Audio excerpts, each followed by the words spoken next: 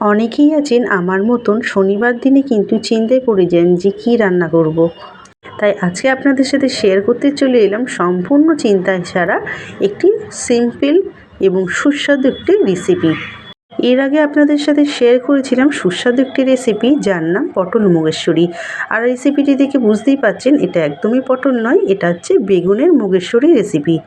রেসিপিটি যতটাই সহজ, খেতে কিন্তু অসাধারণ হয় আর একদমই সিম্পল, কম সময়ের মধ্যে এত সুস্বাদু রেসিপিটি আপনারা অনায়াসে বানিয়ে ফেলতে পারেন। রেসিপিটি সম্পূর্ণ দেখার অনুরোধ রইল। প্রথমে আমি বেগুন ও মুগ ডাল নিয়েছি আর এই মুগ ডালটা ভালো করে ভেজে নিয়ে ভালো জলে ধুয়ে রেখে দিয়েছি। এরপর যে পাত্রে রান্না করব তাতে তেল গরম করে একে একে কেটে রাখা বেগুনগুলো দিয়ে এপিঠ ওপিঠ লাল লাল করে ভেজে তুলে নেব একটি পাত্রে।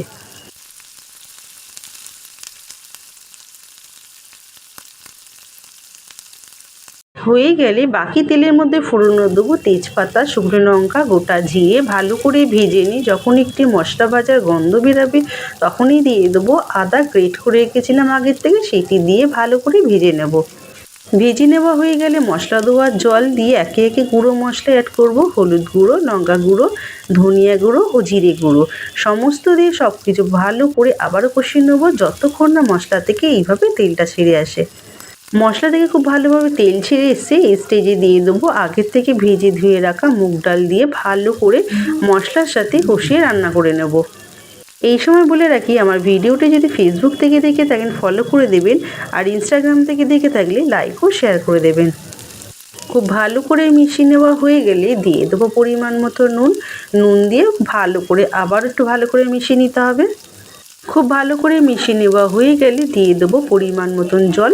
তবে ডালে যদি আপনারা পাতলা বা একটু ঘন চান তাহলে সেই বুঝে আপনারা কিন্তু জলটা দিতে পারেন। পরিমাণ মতন জল দিয়ে খুব ভালো করে মিশিয়ে ঢাকনা চাপা দিয়ে রান্না করে নেবো 80% সেদ্ধ হওয়ার জন্য।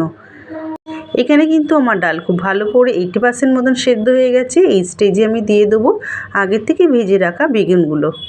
হয়ে গেলে দিয়ে দেবো পরিমাণ মতন চিনি। যেহেতু এটা নিরামিষে রান্না তাই একটু চিনি ব্যবহার করলাম।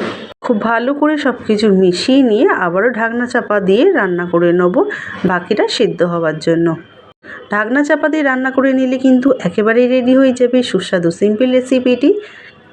তবে নামানোর আগে ওপর থেকে গরম মশলা গুঁড়ো ও ধনেপাতা কুচি ছড়িয়ে আলতো হাতে খুব ভালো করে মিশিয়ে নিলে কিন্তু পরিবেশনের জন্য একেবারেই রেডি হয়ে যাবে সুস্বাদু রেসিপিটি। যদি আপনারা ঘি পছন্দ করেন তাহলে সবার শেষে কিন্তু একটু ঘিটাও ব্যবহার করতে পারেন। তাহলে দেখে বুঝতেই পারছেন বন্ধুরা যে কতটা সিম্পল রেসিপিটি, একদমই কিন্তু সহজ এবং কম সময়ে রেসিপিটি রেডি হয়ে যায়। এরকম রেসিপি থাকলে কিন্তু অন্য রেসিপির আর প্রয়োজনই পড়বে না। আর মুগ ডাল যারা খেতে পছন্দ করেন না তারাও কিন্তু একবারের জায়গায় বারবার খেতে চাইবে একবার খাওয়ার পর। আজকের রেসিপিটি সম্পূর্ণ দেখার জন্য অসংখ্য ধন্যবাদ। আর ধন্যবাদ তাদেরকে যারা চ্যানেলটি সাবস্ক্রাইব করে আমার পাশে থেকেছেন। আমার আজকের এই ভিডিওটি ভালো লাগলে লাইক শেয়ার করে দেবেন এবং কমেন্ট করে জানাবেন যে আপনাদের কেমন লাগলো। আমার চ্যানেলে আরও নতুনত্ব ভিডিও পেতে চ্যানেলটি সাবস্ক্রাইব করে পাশে বেল আইকনটি প্রেস করে দেবেন যাতে সবার আগে নতুনত্ব ভিডিও আপনার কাছে পৌঁছাতে পারে। তাহলে ফিরছে পরবর্তী নতুনত্ব ভিডিও নিয়ে। ততক্ষণে ভালো খান, ভালো থাকুন, টাটা।